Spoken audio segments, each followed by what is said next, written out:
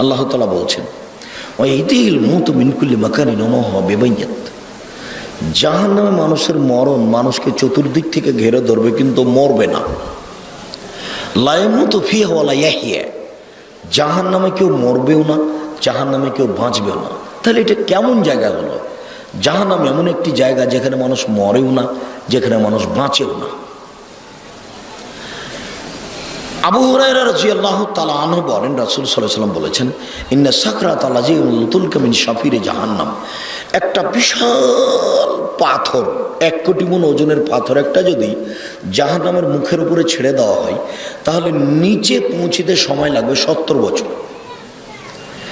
1 কোটি মণ ওজনের একটা পাথর যদি 1 ঘন্টা যায় কত যেতে পারে? যদি 1 দিন নিচে যায় কত কিলো যেতে পারে? যদি 1 মাস নিচে যায় কত কিলো যেতে পারে? যদি 1 বছর নিচে যায় কত কিলো যেতে পারে? যদি 70 বছর নিচে যায় তাহলে কত কিলো যেতে পারে? আপনি বলতে পারেন জাহান্নাম কত গভীর? কেউ জানে না, কেউ বলতেও পারবে না, কেউ কলম দিয়ে হিসাব আনতে পারবে না জাহান্নাম কত গভীর। আর একটা কথা এখানে মনে রাখেন, আল্লাহ বলছেন ইন্নাল মুনাফিকিনা ফি দারকিল আসফালি মিনান নার, হিন্দুরা জাহান্নামে যাবে তবে নিচে থাকবে, এই কথা আল্লাহ বলেননি। ইহুদিরা জাহান্নামে যাবে তবে নিচে থাকবে, এই কথা আল্লাহ বলেননি। খ্রিস্টান জাহান্নামে যাবে তবে নিচে থাকবে, এই কথা বলেননি। আল্লাহ বলছেন যারা মুনাফেক তারা নিচে যাবে, সবচেয়ে নিচে। মুনাফেককে দোকানে বসে আড্ডা পিটে বদনাম করে যে, মুনাফেককে মিথ্যা কথা বলে যে, মুনাফেককে বদনাম গীবত করে যে, মুনাফেককে ফজরের সালাত আদায় করতে মসজিদে যায় না, শুয়ে থাকে মুনাফেক সে। মুনাফেককে এসার আজান হয়ে গেল, জামাত হয়ে গেল, তবু আড্ডা পিটছে ওই দোকানের সামনে। আমি তোমাকে দোকানে বসতে নিষেধ করি না, এই ছেলাই ঘুমাচ্ছ কেন? কার গায়ে হাত দিয়ে আছো? রেডি হও, প্রস্তুত হও। দোকানে বসতে আমি নিষেধ করিনি, বলেছি যে 1 কেজি লবণ কিনতে গেছো আর 100 মরিচ নিবা, কিনা হয়ে গেলে 1 মিনিট দাঁড়াবা না ওখানে। কেন? দোকানের সামনে একটা বেঞ্চ আছে, ওখানে 2 জন বসে আছে, ওখানে আর একজনের বদনাম হচ্ছে। তুমি যদি ওখানে দাঁড়িয়ে থাকতে থাকতে বলো যে ঠিক বলেছিস, তাহলে কি হবে? এখন গীবত হয়ে গেল, তুমি এখন ক্ষমা নাও দেখি আল্লাহর কাছে, এইটুকু কথা তোমার। ক্ষমা নাও দেখি, মরা পর্যন্ত ক্ষমা চাইলে এটা হবে না। যার বদনাম করা হচ্ছিল এখন তোমাকে যেতে হবে, তার হাত ধরে ক্ষমা নিতে হবে। এই জন্য তুমি দোকানের সামনে বসবে না। আবার দোকানের টিভি আছে, ল্যাংটা মেয়ে নাচে, পতিতালয়ের মেয়ে নাচে, তুমি এখানে বসে থাকো, আর তোমার চাচা মাথায় টুপি দিয়ে ওখানে বসে থাকে। এসার সালাত আদায় করে বাড়ি যায়নি, ও টিভির সামনে বসে আছে। ল্যাংটা মেয়ে নাচছে, সবাই খুশি। উলঙ্গ মেয়ে দেখে চক্ষু ঠান্ডা করে, কলিজা ঠান্ডা করে তোমার চাচা জান্নাত কিনতে চায়। আর তোমার মোবাইলও দিন রাত ল্যাংটা মেয়ে নাচে। তোমাকে আমি কত কঠোরভাবে নাকচ করেছি। দেখো, নিজেকে মানুষ মনে করো, পশু মনে করো না। বোঝে না ওরা অন্তর আছে, বোঝে না। দেখেও দেখে না ওরা চক্ষু আছে, দেখে না। শোনেও শোনে না ওরা কান আছে, শোনে না। উলাইকা কালানাম, তারা পশু প্রাণীর মতো, তারা গরু ছাগলের মতো, তারা কুকুর শ্রীগালের মতো। বাল হাজাল, বরং তার চেয়ে খারাপ। নিজেকে কুকুর শ্রীগাল মনে করিয়েন না, মানুষ মনে করিয়েন। ওরা কুকুর শ্রীগালের চেয়ে খারাপ। আব্দুর রাজ্জাক সাহেব, কুকুর শ্রীগালের চেয়ে খারাপ কে? কুকুর শ্রীগালের চেয়ে খারাপ তোমার বাপ। দেখেন, আপনাকে অনেক ভালোবাসি, আমার বাপ কুকুর শ্রীগালের চেয়ে খারাপ, এ কথা বললে খুব কষ্ট পাই। আমি তোমার বাপকে কুকুর শ্রীগাল বলতে চাইনি, আমি ওইটা বলতে চাই না। তো তোমাদের বাড়ি হলো নওগাঁ গাংজুয়ার গ্রামে। তো তোমার দাদা মরা 10 বছর হলো। এই ছেলে, তোমার দাদা মরা কতদিন হলো? 10 বছর হলো। তো যেই জমি 5 বিঘা রেখে গেছে তোমার দাদা, এই জমির ভাগ তোমার বাপ সকালে নিবে আর তোমার ফুফু বিকেলে নিবে, এরকম না একসাথে নিবে। তো 10 বছর হলো মরা, কই তোমার বাপ যে তোমার ফুফুকে জমি দেয়নি? তোমার বাপ কুকুর সিরিয়ালের চেয়ে খারাপ যদি আমি প্রমাণ করতে না পারি তা আমি বক্তব্য দিব না। তোমার বাপকে কালকে বলিও যে আব্বা ভাগ্য নিয়ে এসেছি, ভাগ্য ছেড়ে আসেনি, ভাগ্য আমার সাথে আছে। ভাগ্যে যদি জমিদারি থাকে আব্বা তো জমিদারি করেই খাবো, আর ভাগ্যে যদি ভিক্ষে চাওয়া থাকে তো ভিক্ষে চেয়ে খাবো, ফুফুর জমি খাবো না। আপনি আজকে সন্ধ্যা হতে হতে ফুফুর জমি ফিরিয়ে দেন, ফুফুর জমি খেয়ে জীবিকা নির্বাহ করব, এই ভাগ্য নিয়ে আমি আসিনি। প্রয়োজন আমি ভিক্ষে চেয়ে খাবো, তবে ফুফুর জমি খাবো না। এটা তোমার বাপকে বলতে পারবে না? তোমার বাপের আরো স্বভাব একটা বলি, তোমার বাপের স্বভাব কত খারাপ। তোমার ফুফু যখন জমির কথা বলেছে তোমার বাপকে, তখন তোমার বাপ চিলে উঠে বলেছে, হ্যাঁ জমি নিয়ে যা, তাহলে আর কোনোদিন আসিস না, আর আসবি না এই বাড়িতে। এটা তো বগুড়ার পাশে। নওগাঁ মানে কার পাশে? বগুড়ার পাশে। বগুড়া মানে কোনোদিনই দিবে না বোনকে জমি। মানে জমি নেওয়া মানে কি, বোন ভাই থেকে কি হয়ে গেল, পৃথক হয়ে গেল, আর কোনোদিন আসতে পাবে না। ওটা নীতি হয়ে গেছে। তো বগুড়ার সাথে লেগে আছে এটা নওগাঁ, তো মানে এরকম ওর বাতাস তো লাগে। আব্দুর রাজ্জাক সাহেব সবাই কি বগুড়াতে এরকম? আমি তা বলি না, আমার অভিজ্ঞতার ভিত্তিতে বলছি। সম্মানিত দিনী ভাই বোন, 24 ঘন্টার মধ্যে তোমার বাপকে বলিও জমি ফেরত দেবে তোমার ফুফুকে।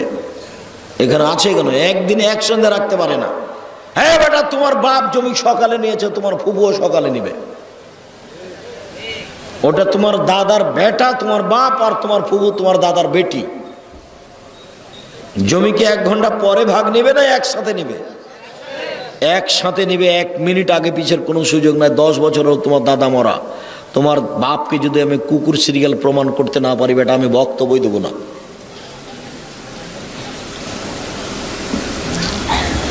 হকটা বুঝে চলার চেষ্টা করো।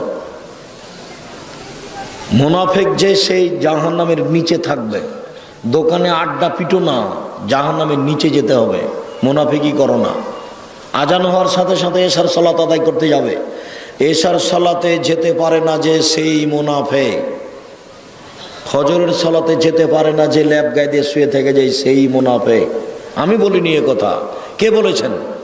মুহাম্মদ সাল্লাল্লাহু আলাইহি ওয়াসাল্লাম বলেছেন। আমার বলার কি আছে এত কঠিন কথা? আমি এত কঠিন করে বলার সাহস পাবো কোথায়? রাসূল সাল্লাল্লাহু আলাইহি সাল্লাম বলেন, ইন্না গিলজা জিলদেহি ইসনানি আরবাউনা জেরা। একজন জাহান্নামীর গায়ের চামড়া 42 হাত মোটা। একজন জাহান্নামীর গায়ের চামড়া কত মোটা?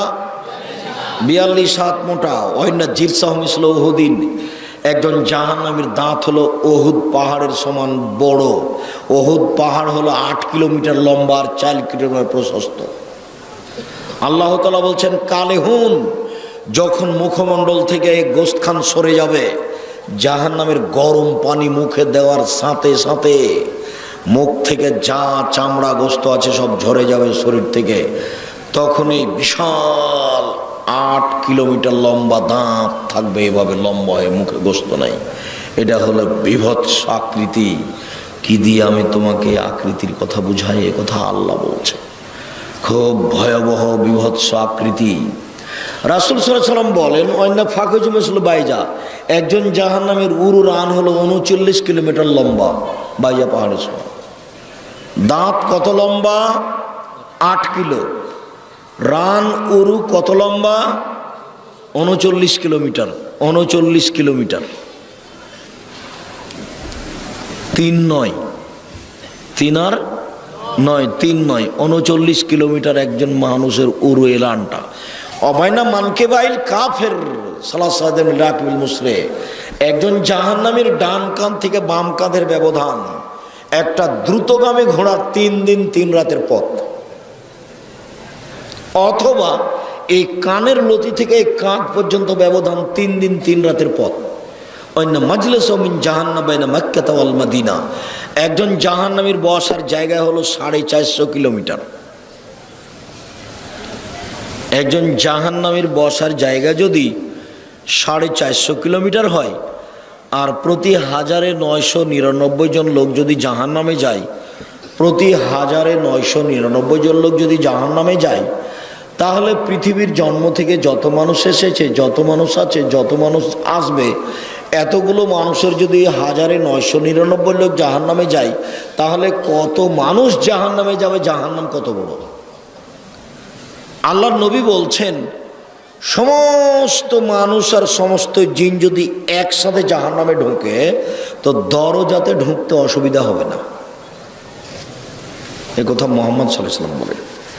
জাহান্নামকে টেনে বিচারের মাঠে নিয়ে যাওয়া হবে, ইয়াউমুল কিয়ামা জাহান্নাম। জাহান্নামকে টেনে হেঁচড়ে বিচারের মাঠে নিয়ে যাওয়া হবে।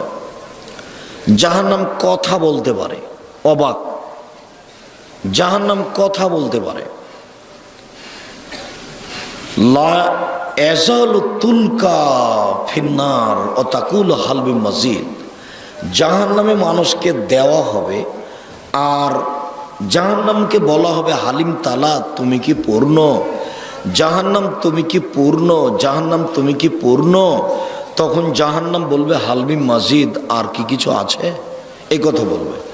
যেমন জাহান্নাম বলবে আর কি কিছু আছে, ফাওয়াজা কাদাম রব্বুল ইজ্জতে, তখন আল্লাহ তাআলা তার পাটাকে জাহান্নামে ঢুকিয়ে দিবেন।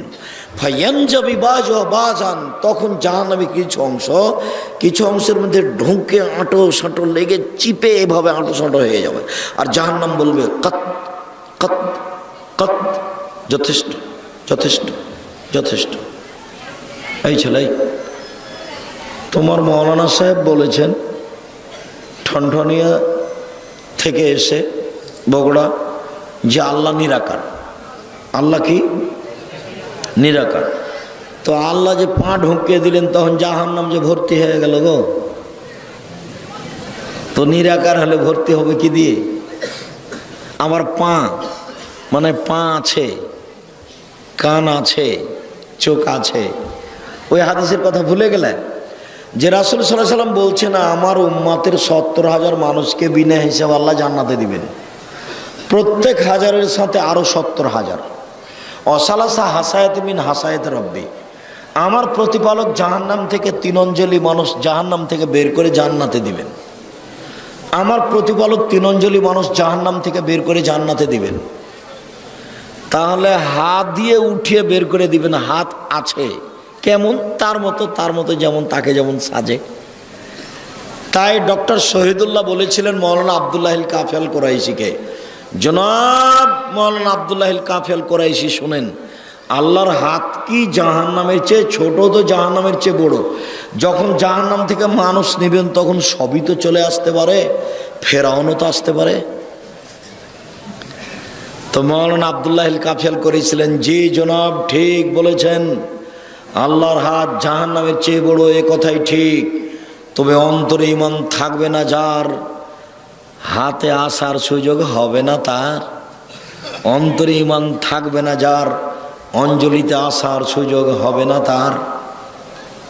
খুব সাবধান, কিছু ঈমান থাকে যেন, ঈমান বিক্রি করবেন না। আরে এই ছেলে, তোমরা পাশে দাঁড়ায় না, আমরা আলোচনার শেষে চলে এসেছি, পাশে দাঁড়ায় না। বিচারের মাঠে জাহান্নামকে টেনে নিয়ে যাওয়া হবে। জাহান্নাম কথা বলতে পারে, আর জাহান্নামীদেরকে বেঁধে জাহান্নামে নিয়ে যাওয়া হবে। আল্লাহ বলছেন, খুজুহু ফাগুল্লুহু সুমাল জাহিমা সাল্লুহু, একে ধরো, একে শিকলবন্দি করো, একে টেনে হেঁচড়ে জাহান্নামে নিয়ে যাও। পিছন দিকে হাত বাঁধা থাকবে। তাহলে কি বিচারের মাঠে কেউ পালিয়ে যেতে পারবে? পালিয়ে যেতে তো পারবে না, কিন্তু পিছন দিকে হাত বাঁধা থাকবে কেন? অপমান করার জন্য। গায়েবান্ধা পলাশবাড়ির মুজিবুর বিএসসি বলেছিলেন, আমি জেলে নিজে থেকেই যাব, আমার হাতে যেন হাত করা না দেওয়া হয়, এটা লজ্জার ব্যাপার। ইন্দিরা গান্ধীর হাত পিছন দিকে বাঁধা থাকবে, কেউ খুলতে পারবে না। ফেরাউনের হাত পিছন দিকে বাঁধা থাকবে, কেউ খুলতে পারবে না। স্বৈরাচারী স্বেচ্ছাচারী মানুষের হাত পিছন দিকে বাঁধা থাকবে, কেউ খুলতে পারবে না। জাহান্নামের উল্লেখযোগ্য শাস্তি হলো আগুন। মিনহুম মান তাখুজুন নার ইলা কাবাইহি, কারো কারো জাহান্নামের আগুন থাকবে টাকনু পর্যন্ত, কারো হাঁটু পর্যন্ত, কারো কোমর পর্যন্ত, কারো নাক পর্যন্ত। জাহান্নামের আগুনের পাহাড় থাকবে। সাউরহিকুম সাউদা, ওকে উঠতে বলা হবে, ওকে নামতে বলা হবে। জাহান্নামে প্রতি 24 ঘন্টায় 70 বার তাকে আগুন দিয়ে জ্বালানো হবে। জাহান্নামের আগুনের ক্ষমতা দুনিয়ার আগুনের চেয়ে অনেক বেশি। যেই খড়গুলির ওপরে বসে আছেন, এই খড়ে ভাত রান্না করতে যত সময় লাগবে, কাঠের খড়িতে তার চেয়ে কম সময় লাগবে। তবে তেঁতুল কাঠের খড়িতে তার চেয়ে কম সময় লাগবে, গ্যাসের চুলাতে তার চেয়ে কম সময় লাগবে। যেই আগুনে লোহাকে গলিয়ে রড বানানো হচ্ছে অনেক কিছু, সে আগুনের ক্ষমতা আরো বেশি। তাহলে ওতে ভাতের পাতিল দেওয়াই যাবে না। ওই আগুনে কি ভাতের পাতিল দেওয়া যাবে? যেখানে লোহা কি হয়, গলে যায়, সেটার আগুনের ক্ষমতা ভিন্ন। তো মানুষের কাছে আগুনের ক্ষমতা বিভিন্ন ধরনের, আল্লাহর কাছে আছে। সম্মানিত দিনী ভাই বোন, জাহান্নামকে একটু ভয় করবেন। জাহান্নামের উল্লেখযোগ্য খাদ্য হলো জাক্কুম, কাঁটা যুক্ত গাছ। গুঠে বেগুনের গাছ আমরা দেখেছি চাঁপাইনবাবগঞ্জে, বেগুনের গাছের মতো মাটির উপরে ছড়িয়ে থাকে, ছোট ছোট ফল হয়, ফলের ভিতরে বেগুনের বীজের মতো বীজ থাকে, পেকে গেলে লাল হয়ে যায়। গাছটা যখন পেকে যায় তখন শুধু কাঁটা দেখা যায়। এটা হলো জাক্কুম গাছের তুলনা। জাক্কুম গাছের কাঁটা খেতে থাকবে, এটাই হলো গলায় বেঁধে যাবে, ভিতরে যাবে না আর বাইরেও আসবে না। তার মানে ও মরবেও না, ও বাঁচবেও না। জাক্কুম গাছের ফল হবে শয়তানের মাথার মতো। তো মানুষ কি শয়তানের মাথা দেখেছে? আল্লাহ কেন বললেন শয়তানের মাথার মতো? তো বিদ্বানগণ বলছেন যে আল্লাহ এটা খারাপ খারাপ এ কথা বলেছেন। আবুল আলা মওদুদী রাহিমাহুল্লাহ বলছেন, আরে না না না না, মানুষ যেমন রূপক কথা বলেও বুঝে, আল্লাহ তেমন রূপক কথা বলেন। মানুষ বলে লোকটা এত ভালো, এত ভালো মনে হচ্ছে যেন ফেরেশতা। তো মানুষ তো ফেরেশতাকে দেখেনি, তবু বলেও বুঝে। মানুষে বলে মেয়েটা এত সুন্দরী, মেয়েটা এত সুন্দরী মনে হচ্ছে যেন পরী। তো মানুষ তো পরীকে দেখেনি, তবু বলেও বুঝে। মানুষে বলে মেয়েটা এত কুৎসিত, মেয়েটা এত কুৎসিত মনে হচ্ছে যেন পেতনি। তো কেউ কেউ পেতনিকে দেখেনি কিন্তু বলেও বুঝে। আবুল আল্লাহ মওদুদী রাহিমাহুল্লাহ বলছেন যে আল্লাহর রূপক কথা বলেন, সেটা হলো এইটা যে জাক্কুম গাছের ফল হলো শয়তানের মাথার মতো। আল্লাহ আলাম, আল্লাহ ভালো জানেন। আমরা এ কথা বলি না যে আল্লাহ রূপক কথা বলেন, তবে শয়তানের মাথার মতো বলে আল্লাহ কি বলতে চেয়েছেন আল্লাহ ভালো জানেন। আমরা বলছি বিদ্বানের কথা অনুপাতে খারাপ। জাহান্নামে মানুষকে শাস্তি দেওয়ার জন্য আছে বিচ্ছু।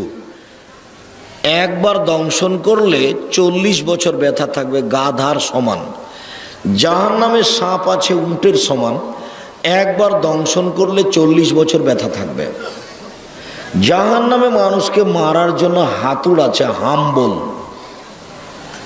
এইটা দিয়ে জাহান্নামের মানুষকে ফেরেশতারা মারতে থাকবেন। রাসূল সাল্লাল্লাহু আলাইহি সাল্লাম জাহান্নাম থেকে বাঁচতে চাইতেন, সলাতে সালাম ফিরার পূর্বে বলতেন, সলাতের নামাজে সালাম ফিরার পূর্বে বলতেন, আল্লাহুম্মা ইন্নী আউযু বিকা মিন আযাবি জাহান্নাম, আউযু বিকা মিন আযাবিল কবর, আউযু বিকা মিন ফিতনাতিল মাসিহিদ দাজ্জাল, আউযু বিকা মিন ফিতনাতিল মাহইয়া ওয়াল মামাত। আল্লাহ তুমি কবর থেকে বাঁচাও, আল্লাহ তুমি জাহান্নাম থেকে বাঁচাও, আল্লাহ তুমি দাজ্জালের ফিতনা থেকে বাঁচাও, আল্লাহ তুমি ইহকালের পরকালের বিপদ থেকে বাঁচাও, আল্লাহ তুমি ঋণ কর্জ বড় পাপ থেকে বাঁচাও। একটু জাহান্নামে যাবে কারা? অশ্লীল কাজ জেনা লিপ্ত হয় যারা, জাহান্নামে যাবে কারা? সুদ খায় ঘুষ দেয় যারা, জাহান্নামে যাবে কারা? দোকানে বসে আড্ডা পিটে বদনাম করে যারা, জাহান্নামে যাবে কারা? এসব মহিলা যারা নগ্ন পোশাকে চলে, যারা মাথায় কাপড় দেয় না, যারা উলঙ্গ পোশাকে চলে তারা। দেখেন তো একটা হাদিসের নগদ অনুবাদ, ভালো বুঝতে পারেন কিনা। এই ছেলে খেয়াল করো, উপস্থিত বৈঠকের মুসলিম বোন, আপনি একটু খেয়াল করেন তো, আপনাকে বলছি। উপস্থিত বৈঠকের মুসলিম বোন একটু খেয়াল করেন তো, আপনাকে বলছে, এদিকে দেখেন। আল্লাহ রাসূল বলছেন সিনফান মিন আহলিন নার লামারাহুমা, আমার উম্মতের দুই শ্রেণীর মানুষ জাহান্নামে যাবে, ওদের আমি দেখিনি। আমার উম্মতের দুই শ্রেণীর মানুষ জাহান্নামে যাবে, আমি তাদের দেখিনি। আমার উম্মতের দুই শ্রেণীর মানুষ জাহান্নামে যাবে, আমি তাদের দেখিনি। এক মাহুম সেয়াতুন, এক শ্রেণীর মানুষ, তাদের হাতে থাকবে লাঠি, কাজনাবিল বাকারে, গাভীর লেজের মতো। হাতে লাঠি থাকবে কিসের মতো? গাভীর লেজের মতো, একদিক মোটা আর একদিক চিকন। এজরেবুনা বেহান নাস, তারা তা দিয়ে মানুষকে মারবে। এরা জাহান্নামে যাবে। এসব লাঠি প্রশাসনের লোকের হাতে থাকে, আর থাকে যারা কলেজ বিশ্ববিদ্যালয়ে পড়ে তাদের হাতে। ওরা পড়তে যায়নি, ওরা গেছে ওখানে অশ্লীল কাজ করতে, জেনা করতে, মারামারি করতে। কিসের পড়া? ওখানে মদ খায়, মেয়ে নিয়ে ঘুরে আর লাঠি হিসাব করে রাখে। এসব শ্রেণীর মানুষ সব জাহান্নামে যাবে। দুই, নিশাউন, মহিলা, কাসিয়াতুন, কাপড় পরে থাকে, আর ইয়াতুন, উলঙ্গ। কাপড় পরে উলঙ্গ হয়। ওই যে তোমাদের স্কুলের খবর, তোমরা তো স্কুলে দেখছো না, তোমাদের স্কুলেরই মেয়েরা পোশাক পরে যায়। সব মাস্টার, ছাত্র ছাত্রী তাদের অঙ্গ প্রত্যঙ্গের আকার আকৃতি সবাই বুঝতে পারে। মাস্টার বুঝতে পারে পুরো প্রতিষ্ঠানের মেয়েদের শরীরের আকার আকৃতি। এটা তো মানুষের পোশাক হতে পারে না, পশু প্রাণীর হতে পারে। নিশাউন, মহিলা, কাসিয়াতুন, কাপড় পরে থাকে, আর ইয়াতুন, উলঙ্গ। মনে হচ্ছে যে তোমাদের স্কুল দেখে দেখে বলছেন আল্লাহ নবী, মনে হচ্ছে তোমাদের স্কুলে এসেছিলেন। আল্লাহ নবী তোমাদের বাড়িকে দেখে বলছেন, তোমার বোনকে দেখে বলছেন মনে হয়। এই ছেলে, ভালো করে বুঝো, হাদিস বুখারী মুসলিম, ফিরার কোনো পথ নাই। নিশাউন, মহিলা, কাসিয়াতুন, কাপড় পরে থাকে, আর ইয়াতুন, উলঙ্গ। মমিলাতুন, পুরুষকে নিজের দিকে আকৃষ্ট করে। মায়েলাতুন, তারা নিজেরা পুরুষের দিকে আকৃষ্ট হয়। বাড়িতে ছিল, ভালোই ছিল। ওর আব্বা বলল, আম্মু, জি আব্বু, এক গ্লাস পানি আনো তো নিয়ে এসে দিল। মা বলল, আম্মু বিছানাটা ঠিক করো, তো করলো। এবার স্কুলে যাচ্ছে বা নওগাঁ বাজারে যাচ্ছে কাপড় কিনতে, তো সাজগোজ করে বের হয়েছে। বের হওয়ার পরে দেখছি একবার রাস্তার ডান দিকে যায়, একবার বাম দিকে যায়, একবার মাথার চুল নাড়ে, একবার হাত হিলায়, একবার মুখ ভাঁজ করে কথা বলে, কেন জানি কেমন কেমন করে, কেন জানি আনছান আনছান আনছান আনছান করে। তার মানে ও নিজে আকৃষ্ট হয়েছে পুরুষের দিকে। নইলে এখনো এরকম করছে কেন? ও তো বাড়িতে এরকম করেনি। এরকম করছে কেন? আমি বলিনি এ কথা, আল্লাহ রাসূল বলছেন। রৌসহন্না কাসনামাতিল বক্তিল মায়লা, তার মাথা হচ্ছে বক্র বদ ওঠের নেই। মাথার চুলগুলিকে দেখবে একবারে শ্যাম্পু দিয়ে পাঞ্জা করে উঁচু করে রেখেছে। আর না হলে দেখবে মাথার চুলকে বেঁধে উপরে রেখেছে। বাপ বেটি মা সবাই লজ্জাকে বিক্রি করে খেয়েছে। বিশাল চুল দেখে ঘুরে বেড়াচ্ছে। এখনো কত মেয়ে এখানে বসে আছে ওইভাবে চুল দেখে, এখনো আছে, চুল দেখাই যাচ্ছে তার। জন্ম দিতে পারলে বাপ হওয়া যায় না, ক্ষমতার নাম বাপ। প্রসাব করাতে পারলে মা হওয়া যায় না, নীতির নাম মা। নীতি ছাড়া মা হওয়া ঠিক নয়, নীতি ছাড়া বাপ হওয়া ঠিক নয়। সম্মানিত দিনী ভাই বোন, লায়াত খোল্লাল জান্নাহ, এইসব মহিলারা জান্নাতে যাবে না। জান্নাতে তো যাবে না, যাবে না, ওলা ইয়াজিদনা রিহা, জান্নাতের গন্ধ পাবে না। যে জান্নাতের গন্ধ 1 বছরের দূরত্ব পথ থেকে পাওয়া যায়। এইটা জান্নাত। এখানে একটা দ্রুতগামী ঘোড়া দৌড়াতে লাগলো, 1 বছর যত পথ যাবে, সেই পথের মাথায় যদি বসে থাকে আপনি, সেই পথের মাথায় যদি থাকেন তো জান্নাতের গন্ধ পাবেন। এইসব মহিলারা জান্নাতে তো যাবে না, যাবে না, জান্নাতের গন্ধ পাবে না। সম্মানিত দিনী ভাই বোন, জাহান্নাম বলতে নারী, জাহান্নাম বলতে নারী, জাহান্নাম বলতে নারী।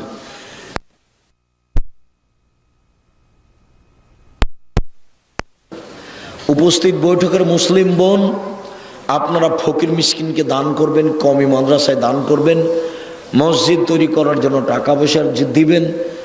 আমি আপনাকে শেষে এসে কয়েকটা কথা অনুরোধ জানাচ্ছি। উপদেশমূলক, ওসিয়তমূলক। এক, 5 ওয়াক্ত নামাজ পড়বেন, সালাত যে কোনো মূল্যে আজ থেকে যে কোনো মূল্যে পড়তেই হবে, কোনো মাপ নেই। দুনিয়াতে এই কাজটা যদি না করেন তাহলে সব বাদ পড়ে যাবে। একটা ফকিরকে 10টা টাকা দিয়েছিলেন, ওর নেকি হবে, বুঝেননি কথা? কিন্তু নামাজ পড়েননি, তখন আল্লাহ ওই ফকিরকে 10টা টাকা দাও, নেকিটা কি করবেন? কেটে দেবেন। এই জন্য জীবনে একটা কাজ থেকে আপোষ করিয়েন না কোনোদিন, সেটা হলো সালাত, নামাজ। 2, হালাল রুজি। চকলেট বিক্রি করে হলেও হালাল রুজির হিসাব রাখবেন। 2, 3, একটু কোরআন তেলাওয়াত করবেন প্রতিদিন, শেষ পর্যন্ত না পারলে কোন সূরা? সূরা ইখলাস। কম থেকে কম, একেবারেই কম সূরা ইখলাস। কয়বার? 3 বার। 3 বার পড়লে একবার কোরআন মাজিদ পড়ার সমান নেকি পাবেন। এই ছেলে, আমি তো সালাম দিতেই যাচ্ছি, তুমি উঠে কি দেখাচ্ছ? কথা মূল্যায়ন করার চেষ্টা করো। মুরব্বী আপনারা খেয়াল করবেন, প্রতিদিন না হলে 1 লাইন কোরআন মাজিদ পড়েন, 1 লাইন। কিছুই যদি না পারেন তো সূরা ইখলাস পড়েন। কয়বার? 3 বার। হাদিস বুখারী মুসলিম। 3 বার পড়লে একবার কোরআন মাজিদ পড়ার সমান নেকি পাবেন। নেকি ব্যাগ ভর্তি করে নেন। আল্লাহ নবী বলছেন যে মা মাররাত শাতুন বিইবনি আদম, আদমের ছেলে মেয়ের উপরে 1 মুহূর্ত, 1 মিনিট পার হয়, ওয়ালাম ইয়াজকুরুল্লাহ ফিহা, সেখানে আল্লাহকে ডাকে না, ইল্লা হাসরা আলাইহা ইয়াউমাল কিয়ামাহ, 1 মিনিটের জন্য ওই লোকটা বিচারের মাঠে দুঃখ করবে। ওহরে, ওই মিনিটটা যদি একটু কাজে লাগাতাম, ওই মিনিটটা যদি একটু সুবহানাল্লাহ বলতাম, ওই মিনিটটা যদি একটু ইখলাস বলতাম, পড়তাম, তাহলে যে কত সুবিধা হতো। আরে ইন্না লিল্লাহি ওয়া ইন্না ইলাইহি, এই বলে দুঃখ আফসোস করবে। কবে? বিচারের মাঠে। যে এই সময়টা দোকানে বসে আড্ডা পিটিয়েন না, অল্প হলো একটু কোরআন মাজিদ পড়েন, আর স্ত্রী মেয়েকে কন্ট্রোলে রাখার চেষ্টা করেন, না হলে আপনার তাহাজ্জুদ, হজ কিচ্ছু কুলাবে না, ওর কারণে আপনাকে জাহান্নামে যেতে হবে। অতএব চিন্তা ভাবনা করে সংসার করেন। আর একটু জামিয়া সালাফিয়া ডাঙ্গিপাড়া, পবা রাজশাহী জামিয়া সালাফিয়া, রূপগঞ্জ, নারায়ণগঞ্জ, ঢাকা, এই প্রতিষ্ঠানের জন্য দোয়া করবেন। আমার মনে বড় সাধ, এদেশের মাটিতে আমি উন্নত মানের প্রতিষ্ঠান গড়বই ইনশাআল্লাহ। জামিয়া সালাফিয়া ডাঙ্গিপাড়া, পবা রাজশাহী জামিয়া সালাফিয়া, রূপগঞ্জ, নারায়ণগঞ্জ, ঢাকা, এই 2 প্রতিষ্ঠানে এখন 2957 জন ছেলে মেয়ে পড়াশোনা করে। প্রায় সবাই আবাসিক, প্রায় 3000 ছেলে মেয়ে থাকে, তার 535 জনই এতিম ও অসহায়, তার 115 জন শুধুই এতিম, যাদের খাওয়া খরচ দেশের জনগণ মুসলিম ভাই বোন বহন করে থাকেন। 535 জন অসহায় ছেলে মেয়ে এতিম থাকে, তার মধ্যে 115 জন শুধুই এতিম। কেউ যদি এতিম লালন পালন করে, সে আর আল্লাহর নবী একসাথে জান্নাতে এভাবে থাকবেন। তো জামিয়া সালাফিয়াকে মূল্যায়ন করিয়েন। 2 প্রতিষ্ঠানের শিক্ষক শিক্ষিকা হলো 156 জন, বেতন লাগে প্রতি মাসে প্রায় 17 লক্ষ। 17 লক্ষ বেতন লাগে। আপনাকে আমি দোয়া করার জন্য বলছি, বেতন ভার বহন করতে আপনাকে বলি না, মানে আমিও পারবো না, আপনিও পারবেন না, বিত্তশালীও সাহস করবে না, ওটা আল্লাহ ব্যবস্থা করেন। কিভাবে করবেন ইনশাআল্লাহ। দোয়া করার জন্য বলছি। আর যাওয়ার পূর্বে সব বইগুলি নিয়ে যাবেন, বিশেষভাবে মাসিক আল ইতেসাম পত্রিকা। মাসিক আল ইতেসাম পত্রিকা জামিয়া সালাফের মুখপাত্র পত্রিকা।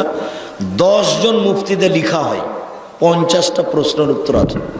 এছাড়া আর যদি কোনো আব্দুল্লাহর বই আছে মিন্নাতুল বারী, পৃথিবীতে বাংলা ভাষায় এক অদ্বিতীয় বুখারীর গ্রন্থ, তার বাংলা ব্যাখ্যা মিন্নাতুল বারী। মিন্নাতুল বারী আব্দুল্লাহর লেখা। মিন্নাতুল বারী আমরা হাদিস মানতে বাধ্য। আর কোনো যদি তাফসিরের বই থাকে, তাওজিহুল কোরআন, ব্যতিক্রম তাফসির, অন্যান্য বইগুলি সহ কে বড় লাভবান কে বড় ক্ষতিগ্রস্ত আদর্শ নারী আদর্শ পরিবার। আর আমার দিনী মুসলিম বোনদেরকে বলছি, আপনার